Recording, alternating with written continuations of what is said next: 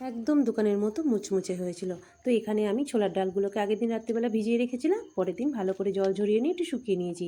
এখানে আমি আলুগুলোকে চোকলা না ছাড়িয়ে ঝিরিঝিরি করে কেটে নিয়েছি কয়েকটা কারি পাতা আর নিলাম বাদাম। এবার তেলটাকে গরম করে নিয়ে ছোলার ডালগুলোকে দিয়ে হালকা লালচে করে আমি ভেজে তুলে নেব। এই তেলের মধ্যেই দিয়ে দিচ্ছি আলুগুলোকে, এগুলোকেও কিন্তু একদম মুচমুচে করে ভেজে নিচ্ছি। এটা আমার ভাজা হয়ে গেছে, আমি তুলে নিলাম।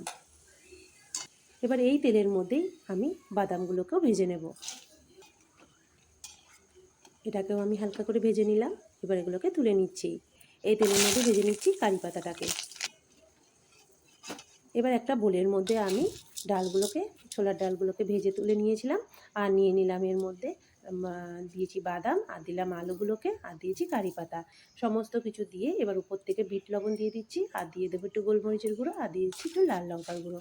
এবার ভালো করে এগুলোকে মিশিয়ে নেব। আওয়াজ শুনে তোমরা বুঝতেই পারছো কতটা মুচমুচে হয়েছিল। তো ঝটপট বাড়িতে বানিয়ে ফেলো। আর ভালো লাগলে অবশ্যই শেয়ার করে